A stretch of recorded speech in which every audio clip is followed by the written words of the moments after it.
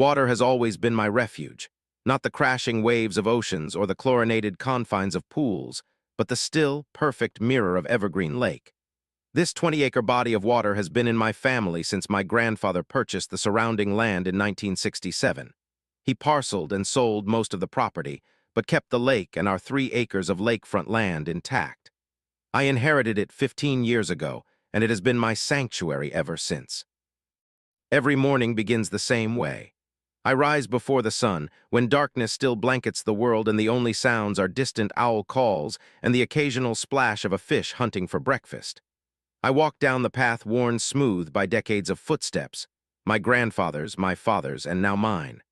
The wooden dock creaks beneath my weight, a familiar symphony of aged timber that has weathered countless seasons. I take my kayak out when the first light breaks over the eastern tree line. The paddles cut through glass-still water, creating ripples that expand outward like time itself. These moments alone on the water connect me to something larger than myself. It is meditation. It is prayer. It is the closest thing to perfect peace I have ever known. In the evenings, I fish, not always for dinner, though the bass and trout in these waters taste like memories.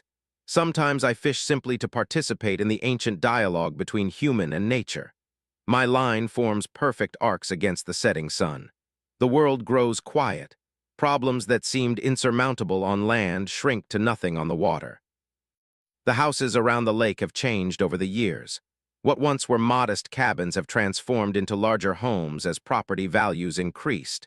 New families moved in. The community evolved. But the lake remained constant, a shared treasure that everyone respected without needing rules or governance.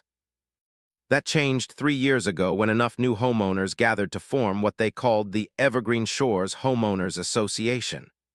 I ignored the initial paperwork. My property predated their organization by decades.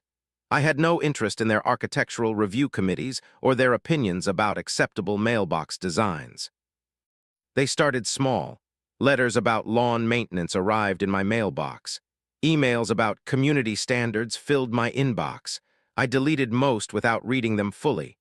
Live and let live had always been my philosophy. The lake was my concern. What others did with their properties was their business. Then came the first official warning. Notice of violation, excess natural vegetation along shoreline. The letter was printed on expensive paper with an embossed logo at the top. It claimed my natural cattails and water lilies were unsightly and reduced property values. They requested removal within 14 days. I called the number listed and explained that these plants were essential to the lake's ecosystem. They provided habitat for frogs and dragonflies. They filtered runoff. They prevented erosion. The woman on the phone, Cheryl, I would later learn, seemed uninterested in biology lessons. The aesthetic guidelines have been approved by the board, she stated flatly. Compliance is not optional. I hung up and continued my life. The cattails stayed, more letters arrived, each more strongly worded than the last. At the community's summer barbecue, I overheard conversations that made my blood run cold. Board members referred to our lake and community water access as if the lake had somehow become communal property. One man discussed plans for a proper beach area on what was unquestionably my land. When I politely corrected him, explaining the property lines and water rights, he smiled condescendingly. "Times change," he said, tapping his beer bottle against mine. "Nobody owns nature anymore." I should have taken it more seriously. I should have seen the fence coming. But some threats are too outlandish to believe until they materialize before your eyes. And so life continued. My mornings on the water, my evenings with the fish, my quiet existence in harmony with the lake. Until the morning I walked down my path and found a barrier where there had never been one before. A tall metal fence with a locked gate and a sign that read, Evergreen SHORES Community Lake Access, authorized KEYHOLDERS only. My world had been cut in half overnight. I stood before the fence for nearly an hour that first morning, trying to comprehend its existence.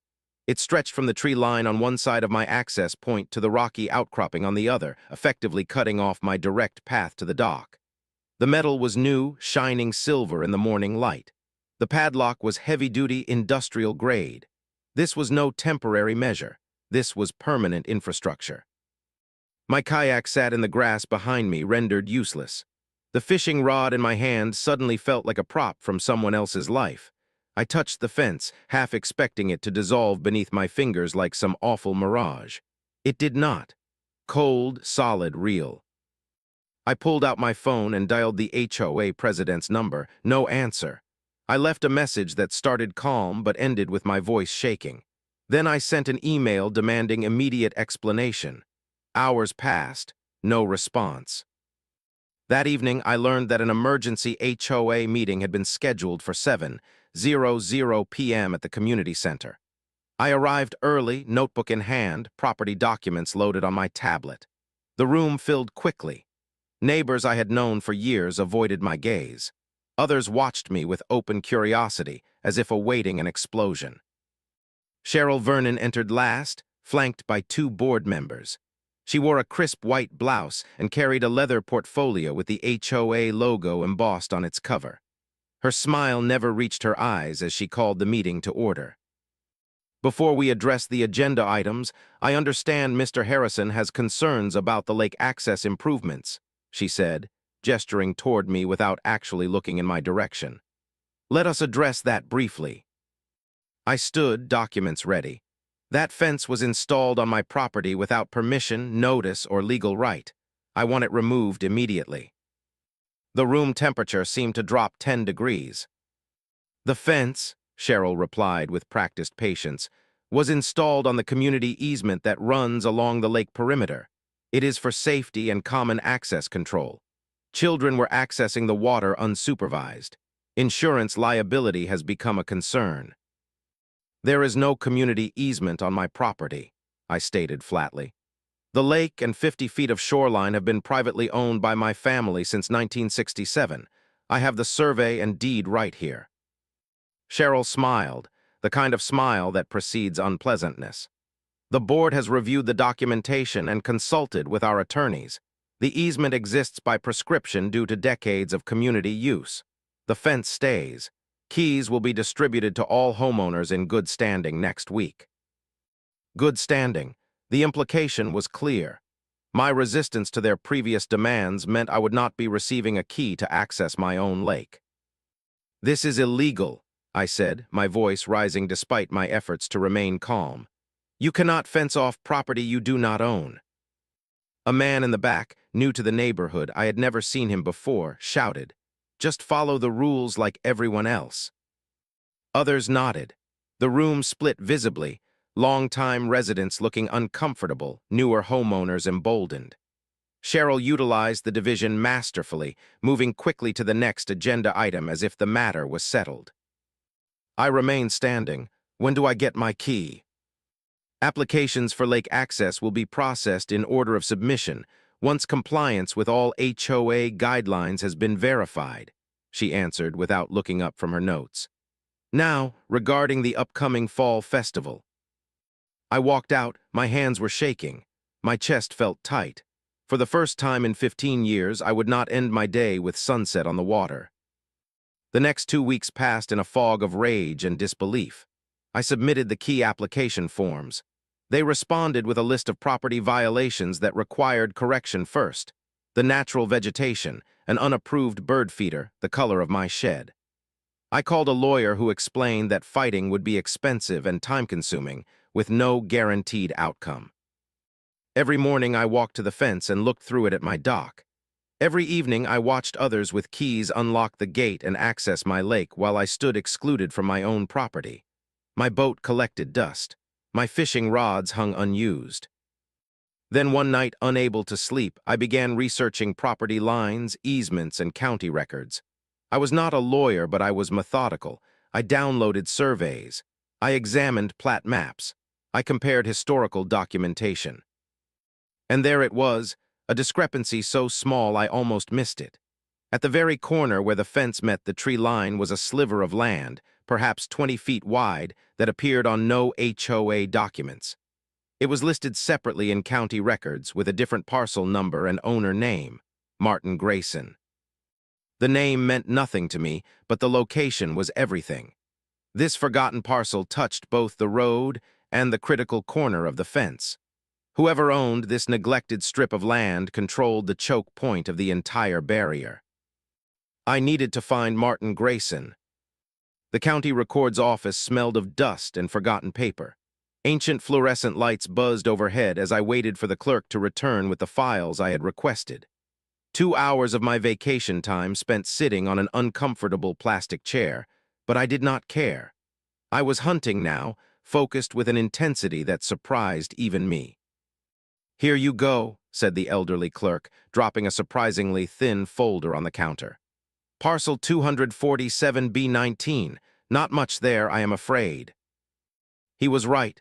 Martin Grayson had purchased the small strip of land in 1972, likely as an investment when the lake community was first developing. Property taxes had been paid automatically from a trust fund for decades. Martin himself had died in 1997, according to attached probate documents. No heirs had claimed the land. It had simply continued existing, forgotten by everyone except the automated systems that kept it in good standing with the county. "What happens to land with no owner?" I asked the clerk. He adjusted his glasses.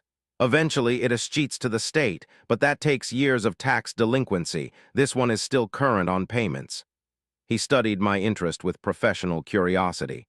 "Why this particular parcel? Not much you can build there." "I am not looking to build," I replied honestly, "just exploring options." That afternoon, I contacted the trust company listed on the tax records. After navigating a labyrinth of automated phone systems, I reached a human who confirmed what I already suspected. The trust was set to expire within the year. The funds were nearly depleted. No beneficiaries remained. The land would likely be sold for back taxes eventually. I consulted a real estate attorney who specialized in unusual property acquisitions. Her office was small but tidy, with diplomas covering one wall and family photos on the other. "Quiet title action," she said after reviewing my documents.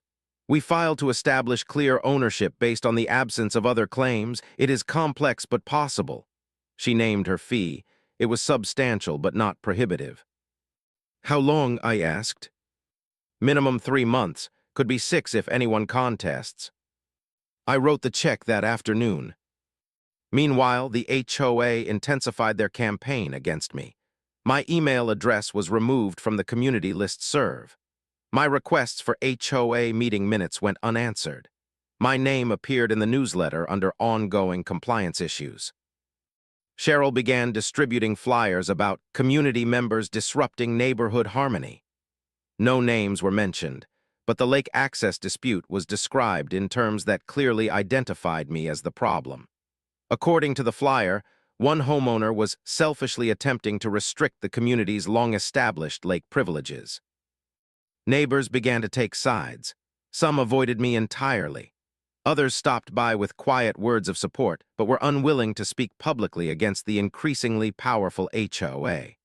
A few brave souls brought over beers and commiseration, sharing their own stories of Cheryl's overreach. She fined the Johnsons $200 because their Christmas lights stayed up 3 days past the January deadline, said Tom Baker, a retired teacher who had lived across the street for decades. Their daughter was in the hospital with pneumonia, and they still had to pay or face a lien. Another neighbor, Maria, revealed that her garden had been measured with a ruler to ensure compliance with height restrictions. 7 inches too tall, she said, rolling her eyes. I had to cut down my sunflowers because they violated the aesthetic guidelines. These stories strengthened my resolve. This was no longer just about my lake access. It was about standing against petty tyranny dressed up as community standards. The legal process ground forward slowly. Papers were filed. Notices were published in local papers seeking any claimants to the land. Weeks passed with no challenges. The HOA, focused on their apparent victory with the fence, seemed oblivious to my quiet legal maneuvering. Then came the letter I had been waiting for. The court had granted my petition. The quiet title action was successful. For a surprisingly reasonable sum, the remaining trust balance plus legal fees, I had become the legal owner of parcel 247B19. I owned the land where the corner of the fence stood. I owned the only viable access point to the gate. I owned the key to my revenge. The deed arrived on a Tuesday, crisp official paper declaring me the legal owner of a seemingly insignificant strip of land. I ran my fingers over the embossed seal of the county records office, feeling a satisfaction deeper than I had experienced in months. This small document represented more than property ownership. It represented the restoration of balance. I waited for the monthly HOA meeting before making my move. Strategic patience had got me this far. I could endure one more week of walking past the fence that separated me from my lake. The community center was more crowded than usual that evening. Word had spread that tensions were high. People love conflict when they are not directly involved. It makes for good stories at dinner parties and over backyard fences. I arrived early, selecting a seat near the front where Cheryl could not ignore me. I placed my folder on the table, property deed on top, visible to anyone who looked closely enough. Several board members noticed, exchanging glances but saying nothing. Cheryl arrived exactly on time, not a minute earlier or later. Control extended even to punctuality in her world.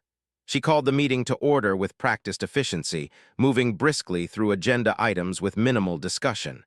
Committee reports, budget approvals, seasonal decoration guidelines. When she reached open floor, I raised my hand immediately. She pretended not to see it at first, acknowledging 3 other speakers with less contentious concerns. But eventually the room's attention shifted to me, the hand that remained stubbornly aloft. Yes, Mr. Harrison, please keep it brief. We have numerous items to cover tonight. I stood and approached the front table, placing my deed squarely before the board members. I wanted to inform the HOA of a recent property acquisition, I said, my voice steadier than my pounding heart suggested possible. I now own parcel 247B19, the land at the northwest corner of the lake access point. Cheryl glanced at the document with obvious disinterest. Congratulations on your purchase. How does this concern the association? The fence the HOA installed last month crosses my newly acquired property. As the legal owner, I am exercising my right to remove that portion of the fence and install my own access control measures. The room grew silent. Board members leaned forward to examine the deed more closely. Cheryl's composure slipped for just a moment, a tightening around the eyes, a slight flush across her cheeks before she regained control. The easement applies to all lake perimeter property, she stated flatly. The fence location is legally sound regardless of parcel ownership. There is no recorded easement on this specific parcel, I replied, sliding forward a second document prepared by my attorney. My deed is clear and unencumbered. The fence crosses private property without permission. That constitutes trespass. A board member, Walter, I think his name was, whispered something in Cheryl's ear. Her eyes narrowed almost imperceptibly. We will have our attorney review this situation, she announced, attempting to move the documents aside. Next agenda item. No need to wait, I interrupted. I have already consulted with both county officials and my attorney. The fence modification will begin tomorrow morning. I wanted to inform the board as a courtesy. Murmurs rippled through the room. Someone in the back actually applauded before being shushed. Cheryl's smile became brittle. Any modification to the security fence will be considered vandalism and reported to the authorities. It is not vandalism to modify structures on your own property, I replied calmly. I have the permits necessary for the work. Again, this is simply a courtesy notification. I returned to my seat. The meeting continued, but attention had scattered. People whispered to each other. Several checked their phones, undoubtedly searching property records to verify my claims. Cheryl rushed through the remaining agenda items with uncharacteristic haste. The next morning, I was at the fence corner at exactly 8:00 a.m., the county-approved time for construction work to begin. A locksmith arrived 15 minutes later.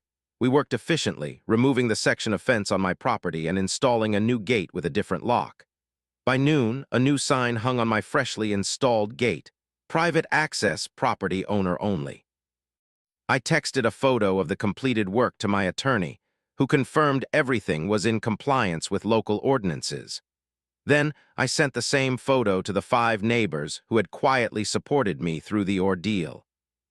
By evening, the neighborhood message boards exploded with activity. Some residents were outraged, demanding emergency HOA action. Others expressed admiration for the creative solution. Many simply asked practical questions. How would lake access work now? Who controlled the gate? What happened to the keys they had been issued?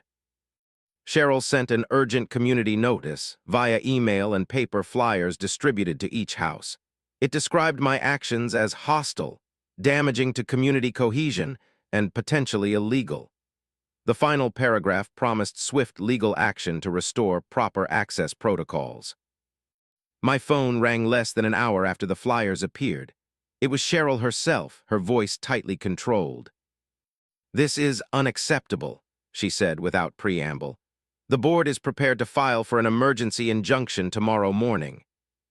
"On what grounds?" I asked, genuinely curious. "Interference with established community access. The lake is a shared resource." "The lake is my private property with limited access rights granted at my discretion," I corrected. "Those rights never included installing permanent structures without permission. The fence was illegal from the start."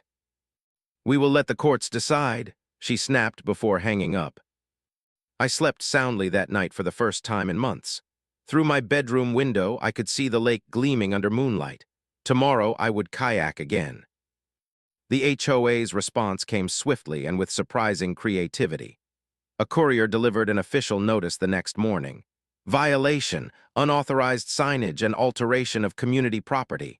Fine, $500. Daily accrual, $100 until remediation complete." I folded the notice carefully and filed it with my growing collection of HOA communications. My attorney had anticipated this move and advised me to document everything but take no immediate action. "Let them dig the hole deeper," she had said. 3 days later, a more formal letter arrived from Bradford and Winters, LLC, the HOA's legal representation. It contained phrases like cease and desist, tortious interference, and community covenant violations. The letter demanded immediate restoration of the original fence and threatened legal action if compliance was not received within 72 hours. My attorney responded with a methodically researched 12-page document that cited county records, property law precedents, and, most devastatingly, the HOA's own founding documents, which explicitly excluded my original lakefront property from their jurisdiction. The final paragraph noted that any further harassment would result in a countersuit for damages. While these legal salvos flew back and forth, the neighborhood itself became a battleground of smaller aggressions. Someone scattered roofing nails across my driveway. My mailbox disappeared overnight, only to be found floating in the lake the next morning. Anonymous notes appeared: "Lake thief and selfish jerk." But for every act of hostility, there came unexpected support. Maria from 3 houses down brought homemade bread and whispered that several neighbors were discussing whether to challenge Cheryl in the next board election. Tom Baker helped me install security cameras around my property. Even Mrs. Ellison, who rarely spoke to anyone, stopped me on my morning walk to say, "Good for you, standing up to those busybodies." The community had become polarized. At the grocery store, certain neighbors would turn their carts to avoid passing me in the aisles. Others would deliberately seek me out to offer a supportive word or knowing nod. What had begun as a dispute over lake access had evolved into something larger, a referendum on the HOA's growing power and the culture it fostered. Cheryl seemed to sense the shifting mood. Her tactics escalated accordingly. The HOA newsletter now featured a monthly community compliance corner that transparently targeted my property without nomming me directly. Board members were seen photographing my yard from the sidewalk, documenting any potential violations. Then came the direct confrontation I had been anticipating. I was working in my front garden when Cheryl's luxury SUV pulled to a stop at my curb. She emerged alone, a leather portfolio tucked under one arm. Her heels clicked sharply on the concrete as she approached. "This has gone far enough," she said without greeting.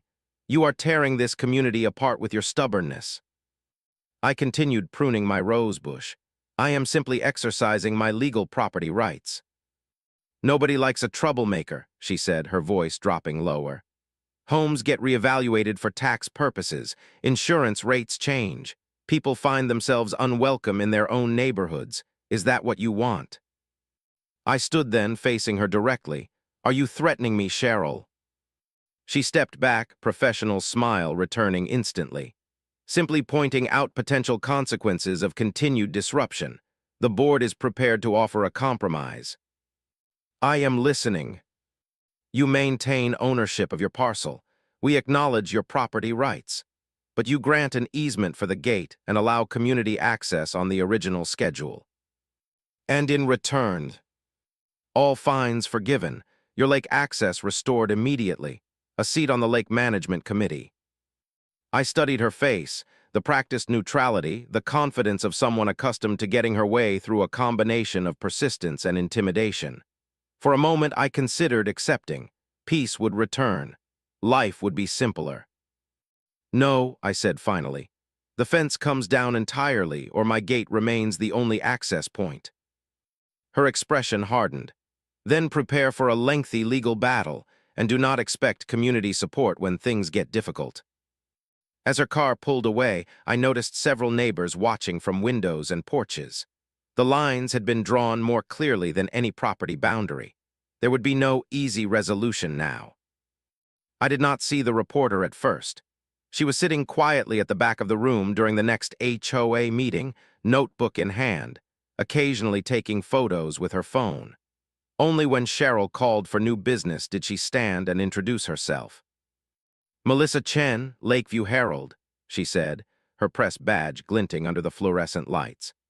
"I am researching a story on homeowners associations and property rights disputes. Would the board be willing to comment on the ongoing situation regarding lake access and the recently installed fence?" The room went silent. Board members exchanged panicked glances. Cheryl's composure cracked visibly before she regained control. "This is a private meeting," she stated firmly. "Media presence must be approved in advance. I must ask you to leave." "Actually," the reporter replied calmly, "HOA meetings are legally required to be open to the public under state statute 47.8b. I have the right to observe, though you can certainly decline to comment for my story." I had not contacted any media outlets. To this day, I do not know who tipped off the reporter, but her presence changed everything. The article appeared 3 days later on the front page of the local section. "Lake Access Lockout. HOA Fence Sparks Property Rights Battle." It was meticulously researched, featuring satellite images of the property lines, quotes from legal experts, and a timeline of events beginning with the HOA formation. The reporter had even uncovered previous complaints against our HOA for overstepping authority in other matters. Most damaging was the financial disclosure section, which revealed that the fence had cost over $22,000, far more than the amount approved in any public meeting. Questions were raised about contractor selection and potential conflicts of interest. The story spread quickly beyond our community. Regional news picked it up. A popular legal blog featured it as a case study in HOA overreach. My phone began ringing with calls from strangers facing similar situations in other communities. An emergency HOA meeting was called the following week. Attendance was unprecedented, nearly every household represented. The room hummed with tension as Cheryl called for order. "Recent media coverage has distorted the facts regarding community improvements," she began. "The board wishes to clarify." She was interrupted by Martin Weber, a usually quiet resident who owned one of the largest properties in the community. "I move for an immediate board resignation and new elections," he announced loudly. "The current leadership has lost the confidence of the homeowners." Voices rose in support. Others objected. The carefully maintained order of HOA meetings dissolved into something more democratic and messy. Cheryl banged her gavel repeatedly, but the momentum had shifted decisively. "This is out of order," she insisted, voice rising. There are procedures for grievances. There are also procedures for installing fences and spending community funds, called someone from the back. Procedures you ignored. The meeting lasted nearly 3 hours. By its end, a non-binding vote of no confidence had passed overwhelmingly. Cheryl and 2 board members announced their resignations, effective immediately. An interim board was established, comprised mostly of long-time residents with moderate views on community governance. The next afternoon, the interim board president, Tom Baker, my retired teacher neighbor, knocked on my door. "We have reviewed the documentation," he said without preamble. "The fence was never properly approved, the expenditure exceeded authorized limits, and most importantly, it was installed on private property without consent." He extended his hand. "On behalf of the association, I apologize." Within a week, contractors removed the remaining sections of fence. The gate on my property, which I had never actually locked, was also removed at my request. The lake stood open again, accessible as it had always been. To celebrate, I organized a small gathering by the shore. Nothing formal, just coolers of drinks, a grill for burgers, and an open invitation to the community. More people came than I expected. Some apologized for staying silent. Others thanked me for standing firm. A few admitted they had enjoyed the drama from a distance. As sunset painted the lake in amber and gold, I realized something important had been preserved. Not just my access to the water, but a principle worth defending. Early morning on the lake has a quality that cannot be captured in words. Mist rises from the water like dreams escaping into daylight. The world holds its breath in these moments, suspended between what was and what will be. I have come to appreciate these quiet times even more since the fence came down. My kayak slides through the water, leaving ripples that expand and fade. Fish dart beneath the surface, acknowledging my presence without fear. Birds call from the shoreline, their voices carrying across the still water with perfect clarity. This is what I fought for, not ownership in the legal sense, but connection. The right to exist in relationship with this place that has shaped my life. The small strip of land that changed everything has been transformed as well. What was once an overlooked boundary has become a garden path lined with native plants and smooth stones.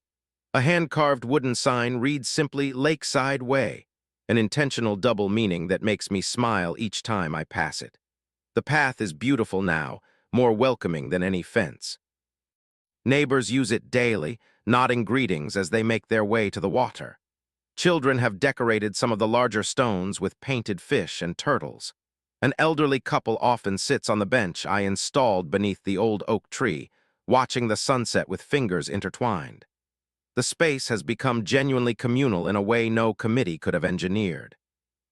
The HOA still exists, but in altered form. The new board, elected 6 months after the fence removal, focuses on community building rather than restriction enforcement. They organize seasonal celebrations, coordinate volunteer maintenance projects, and mediate the occasional dispute between neighbors. Their quarterly newsletter highlights community achievements rather than compliance failures. Cheryl moved away shortly after her resignation. I heard she joined a gated community with even stricter regulations. Perhaps she found the control she sought there. I wish her well, though I doubt she extends the same courtesy to me. Some wounds healed faster than others. Certain neighbors who had been particularly vocal against me still avoid eye contact when we pass on the street. Others required time before tentative waves became conversations, conversations became invitations. Community is complicated that way, both fragile and resilient, damaged easily but never beyond repair. The experience changed me as well. I find myself more engaged in local governance, attending county meetings and speaking up on issues that might have once seemed too political or controversial. I have become something of an informal consultant for people facing HOA disputes in nearby communities. My standard advice is simple. Know your rights, document everything, and remember that most conflicts have legal solutions if you are patient enough to find them. Last month, a reporter from a national magazine contacted me about including our story in a feature on property rights and community governance. I agreed to an interview, but declined to be photographed. This was never about becoming a figurehead for a movement. It was about preserving something precious from unnecessary control. This morning, like every morning, I walked down to the lake before sunrise. The water was perfectly still, mirroring the fading stars above. My dock creaked familiarly beneath my weight as I sat with feet dangling just above the surface. A fish jumped nearby, sending concentric circles across the glass-like water. In that moment, I felt a profound gratitude, not just for winning the battle over the fence, but for the reminder that some things are worth fighting for. That standing up to bullies, even those draped in authority and procedure, is sometimes the only way to preserve what matters most. The lake has always been more than property to me. It is memory and connection, solitude and community. Now it carries another layer of meaning, a testament to the power of quiet persistence against unreasonable control. The water reflects my face back to me, and I see someone stronger than before. Someone who understands that freedom sometimes requires defense. Dawn breaks over the eastern shore. Another day begins. The lake is mine again, and in a deeper sense it always was.